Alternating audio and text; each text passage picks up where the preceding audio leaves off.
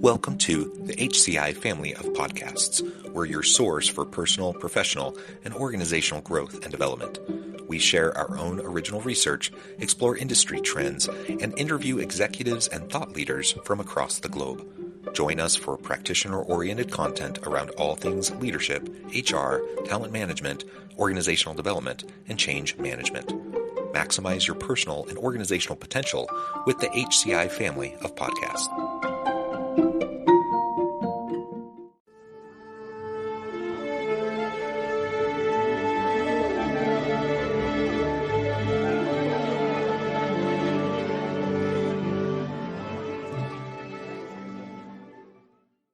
Brook Borup, welcome to the conversation today. Thanks for having me, John. It is a pleasure to be with you. You're joining us from Tampa. I'm south of Salt Lake City in Utah. And today we're going to be talking about, we're going to be talking about building scalable businesses from kind of the lens of an implementation specialist. And that's really where I'm going to start with when we start the conversation, is what that difference is between implementation specialists versus a coach. And we're going to unpack that and try to better understand how to build scalable businesses. As we get started, I wanted to share Brook's bio with everybody. When it comes to automation and delegation for small businesses, no one does it better than Brook Borup, driven by the desire to see small business owners spend time away from their business doing what they love. Brook has developed systems and methodologies to help countless business owners around the world do more of what they love. Whether it's growing your business by passively attracting leads or creating automation sequences to spend less time on marketing, Brook has a back-end tool to get your business moving in the right direction. And there's a lot more I could say about Brook, but I'm going to pause there. Brook, anything you would like to highlight by way of your background and personal context before we dive on in? No, I've been doing this for just over 10 years now, with over 700 small businesses in 9 different time zones. And our goal is just to make sure that business owners can do what they do, love what they do, and eventually be able to exit what they do, and hopefully make some money on the other end. So that's scalable, exitable, all of those things. And that's what we focus on. Very, very good. All right. So let's start then with that first question I teased around the difference between implementation specialist and coach. What is your approach? How would you define those differently? Why is that distinction important, et cetera? Sure. So if you are a business owner listening to this and you have a coach, amazing. That coach works with you on strategy, on goal setting, on accountability, and all of the things that you would typically work with a coach on. The difference is that coaches don't necessarily do, right? So they're going to give you a list of things that you need to go do. You need to have a website. You need to use automation. You need to learn how to use LinkedIn. They might even give you some strategy on how to do those things, but they're not going to do it for you or with you, or teach you how to do it. And so that's the hole that I fill. I come in understanding business. I understand how to scale. I understand how to grow, and I understand how to exit. So my goal is to take the strategy that you build with your coach and actually make it happen so that we can start moving things along, so you can have different strategies a year from now, 3 years from now, 5 years from now. And you've mentioned it a couple times. So maybe we can double click and zoom in on that a little bit, but you've talked about the exit. And I know for many entrepreneurs, that is the goal. Like you start this venture, you have a great idea, product or service, whatever. You start to develop it, you grow it, you get to the point of exit, you sell it or whatever. And now you make money, you're able to go on to your next thing. And that's the cycle. And you hear many serial entrepreneurs who have gone through that cycle many times, lots of different companies that they've been a part of and founded, et cetera. I'm curious though, because I run my own small business and I actually have zero desire to exit. Maybe I will in 20 years, but like right now, I love it. I love what I'm doing. And I really don't have that desire. Maybe you can talk me through that a little bit more. Maybe I should have that desire. Like maybe that's something that's just not on my radar that I should be paying more attention to.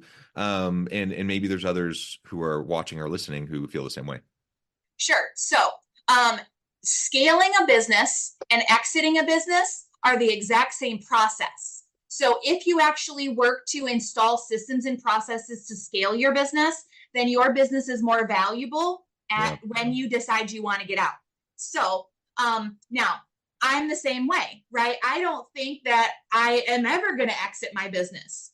However, if I got hit by a bus tomorrow, my Yeah. clients are taken care of, my staff is taken care of, my family doesn't have to deal with all of this because it's all taken care of already. Like we have pieces in place for that.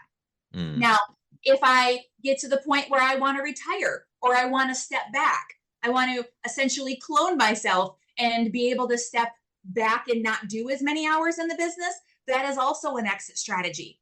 Selling your business, succeeding your business to a family member, a key employee, or a child is also an exit strategy. So there, you should always have an exit in mind. You know, just like you did when you worked in corporate America, because we all at one point worked in corporate America, and we're like, what are we going to do when we leave here? Or what's my next thing? Right. And Hmm. so your next thing may be another business like your serial entrepreneurs that you were talking about. But for most small businesses, we're doing what we're doing because we're really good at it and we were taken advantage of in corporate America. Mm. Right? That's where I come from. That's where most of us come from. You know, we hated working for someone else. So we said, instead of working 40 hours a week for someone else, we're going to work 90 hours a week for ourselves. That's what we did. Right? But we can't always keep that up, or we don't want to. How many of you out there have small children and your spouse is not an entrepreneur and they're like, why are you working so much? Yeah. Right? All of those things. So building a scalable business doesn't mean working more. It means doing things more efficiently and understanding who you would hire if you could work more, right? If you had more work to do. So if you are one of those people that are always running out of time, there's never enough time in the day, you want to have more clients because you want to have more money, yet you have no idea how you would service those clients.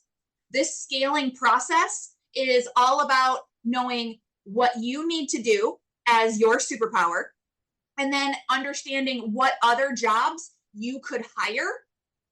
I'm not telling you have to, but what other jobs you could hire so that we put systems in place to know what that job role entails, to know what the training is for that job role, and all of that. We do it during scaling. So when Mm. we come out of our process, you have tools that you're using, you have systems in place, and we do role-based delegation.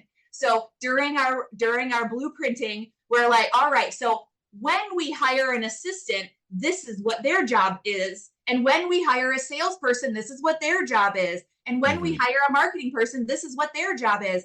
And every task that we put in the system to remind you to do it in whatever process is delegated to that role. And then right now, all of those roles come to you. But when you hire that assistant, you literally change the forwarding from admin at for it currently forwards to John at, right? We're going to take that forwarding off. And now admin at is an email role that is already taught, already delegated. Everything is already there. So instead of having to sit 3, 6 weeks with someone and teach them how to do the role, you've already done that once. And if you're a really bad boss or you don't know you're a bad boss and you always have that turnover, then you only have to worry about doing that once with me. And then from there on out, anybody that you hire comes in, does the exact same training process and has the exact same prompts. And so turnover doesn't have to hurt as bad. Now, we do want to make you better managers and better leaders, but we understand that that's not always a goal. So we do our best to help your future people succeed with you. Yeah, excellent. I really appreciate that framing that you provided, because I haven't thought of exiting that way. But what you're describing is, if I reframe it from my kind of HR change management lens, I'm thinking, how am I building my bench strength? How am I making sure that, like you said, if I get hit by a bus tomorrow, someone else can step in? Like, leaders should always be thinking about those questions. And it doesn't necessarily mean I need to be preparing today to sell my business. it's a natural consequence of you scaling and building your business that it does become more valuable and that you have more people relying on you, right? Because when you start up a new venture, you may be a solopreneur or you might have a few people on your team, you're a small unit. But over time, you have more and more people. Their livelihoods rely on you, their families rely on you. And if you don't have a plan in place, whether you're trying to sell or not, um, catastrophe can hit not just you, but everybody, right? And I'm all for making sure that we're thinking clearly about automation, that we're thinking about delegation, that we're thinking about training, development, upskilling, and making sure that people are ready for the next responsibility that's going to come to them. That's a totally different way to think about exiting than I've ever thought of before. So I really, really appreciate that. I'm glad. Yeah, you have to think you always just think of the here and now. Like, what can I do to make more money, have more clients, make my business more, everything, all the things. But people know that making themselves more efficient and more productive and eventually being able to duplicate themselves in different ways, people know that's hard work. And I say it's three very simple but not easy steps, right? The concept of what I do to help people is very simple. But if you don't think about it in the right way, you never get there. I worked with a surveying company here in Florida, and he had been trying to document his processes and get everything in writing and optimized and, for 2.5 years. And he had a coach for that 2.5 years. And he was finally referred to me, and it took me and him together staring at each other across the desk for about 5 hours, and we documented everything. And then I took it to the next, I put a system in place, a tool, and we automated and delegated his entire business. For $1,500, he was able to have all of that done, to literally walk out the door and knew exactly who he had to hire in order to replace him. And he retired 2 months later. That's awesome. That's excellent. And the stark contrast, right? And not to say that coaches aren't important. Having a good coach can be super, super valuable to people, but you also have to learn how, like, where the rubber meets the road, you actually have to do something with that coaching. And that's usually just not within the model of like what coaches do. Right. And so, yeah, having someone who's an implementation specialist like yourself, an expert who can sit down, walk you through things, help you automate, help you think through what needs to happen beyond the abstract, right, into the nitty gritty. Super, super important. Okay, so let's talk now about some of what you're seeing in the market, generally speaking. So, like, if you were to identify two of the biggest marketing factors that lead us to clarity currently in the current market, what would that be? So, with marketing, right, there are some misconceptions out there. And if you're listening to other podcasts and you're listening to marketing people, I'm going to be an outlier. So okay. I will tell you, social media is one of them. Social media has made it very easy for us to advertise. In previous years, and I'm a Gen Xer, so in previous years we had radio and TV, and it was not small business friendly, right? Yep. The pricing wasn't there; it just wasn't there. Now you have all of these options, but they're overwhelming. So my answer to social media is you must have social media. You must be posting on a consistent basis, but it doesn't have to be you, and you don't have to pay $2,500 a month to somebody to do it. You do it once, you put it in the tool, and you set it and forget it, and let your social media just do its thing. No one is ever going to buy off an organic social media posts. Not going to happen. However, when somebody says, hey, you should go talk to Brooke, what's the first thing that person is going to do? They're going to go to their preferred social media and look you up to see if you're legit. Okay? So if you're not posting, if you don't have stuff out there, then you are not legit in today's world. So they think that you're either old school or you're not going to have any good stuff for them, because you're not doing what needs to be done. That is my number one misconception with people in marketing. Number two, and this is for everybody out there, networking, talking to people, and knowing where your people are hanging out is the number one thing that everybody should know. Well, it doesn't matter whether you've been in business for 2 days, 2 years, or 2 decades. If you do not know where your people are hanging out, or you do not know how to get to your people, that is where the majority of your marketing dollars are going to go. And you have to get there. So the only way you're ever going to have a good ROI on your marketing dollars is if you have already done the crap work to figure out what works. No, I appreciate that. There's no magic bullet, is what I'm hearing you say. And social media is great. It levels the playing field. It kind of democratizes marketing for small businesses, is part of what I'm hearing you say. I was having a conversation with somebody just a couple weeks ago, and we were talking about different social channels. And I was kind of making the same point as you. I'm like, it depends on who your audience is, first of all, who you're trying to sell to. And different people are on different channels, right? And I was making the case for TikTok. I was like, TikTok has become a tremendous learning platform for people. So we typically think of it as a younger generation tool, but more and more it's being used across generations, and more and more it's being used, for learning and development. Like literally, people go there for their news. They go there to learn about stuff, etc. It's not just people dancing and doing funny things, right?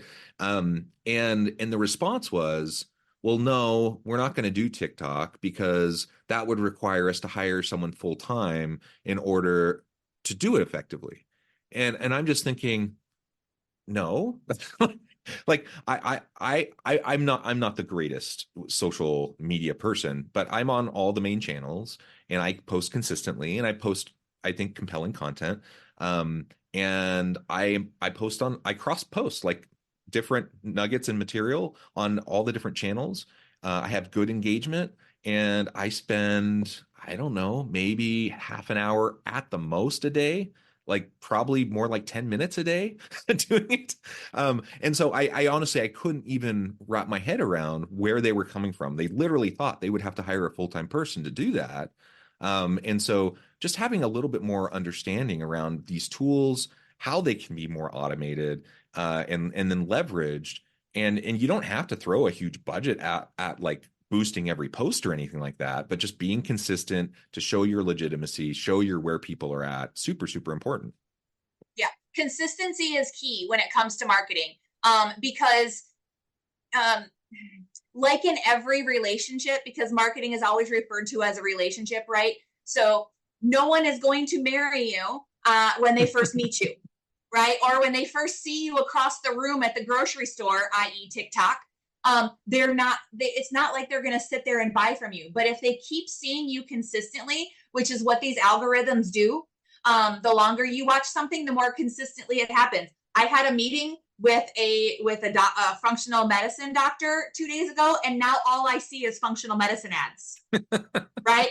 All over the place. But that's the way the algorithm works, is it serves people what it is they want to see. So the longer you spend watching certain things, the more of those things you're going to see.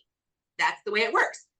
Now, social media and any marketing for somebody who does not have a marketing brain is very difficult. You have to have some creativity. You have to figure out what your level, what your brand is, what your level of professionalism is, and all of that. And all of those things come with dollars attached. So if you are a small business owner and you want to compete with Coca-Cola, guess what? Probably looking at Coca-Cola money, right? That's probably not going to be the place where you're going to want to go unless you're doing Coca-Cola money in gross sales, right? So do you need to be perfect? Absolutely not. To your example there of having to have a full-time person, some people don't have a plan. And I would say the majority of people do not have a plan. The plan, just like a coach, is, I would say, the most expensive part, because you have to figure out what your goals are. You have to figure out where your goals can be achieved. And then you have to play the long game. This is a marathon, not a sprint. And so if you don't have a plan and you don't have consistency in your marathon, you're not going to win. And that's the way that all of this stuff works. So everything that you do in business needs to have a plan, and then it needs to be carried out, and it needs to be done with consistency so that someday the right person will marry you. And in marketing, you want people to marry you every day.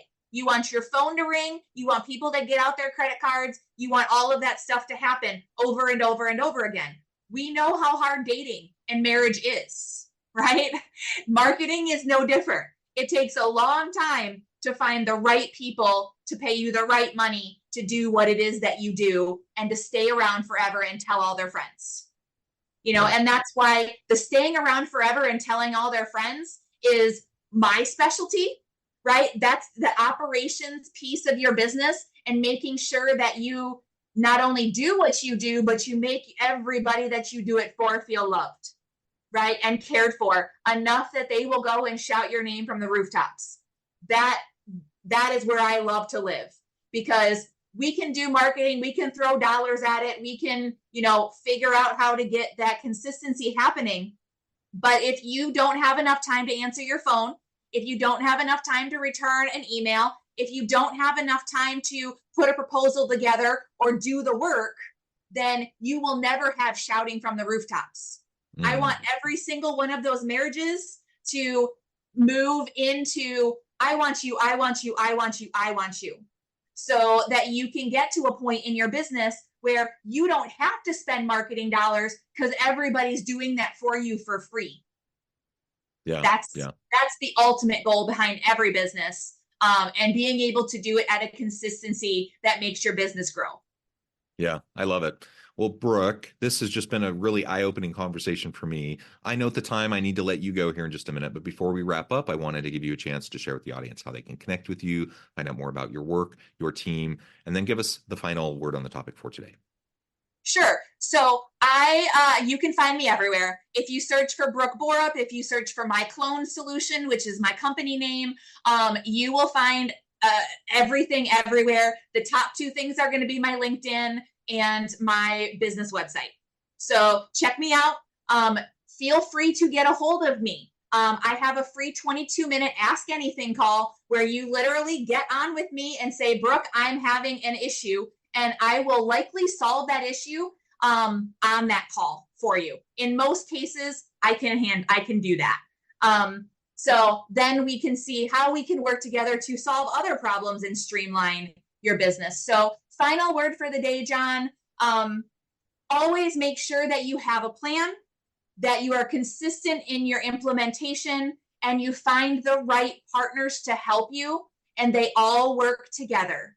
No one needs to work in a silo in today's world, and no one should work in a silo, because you are always going to be the linchpin as the business owner, and there's always going to be conflict, and you won't know how to deal with it. I love it. Brooke, thank you so much. It's been a real pleasure. I encourage the audience to reach out, get connected, find out more about what Brooke can do for you. And as always, I hope everyone can stay healthy and safe, that you can find meaning and purpose at work each and every day. And I hope you all have a great week.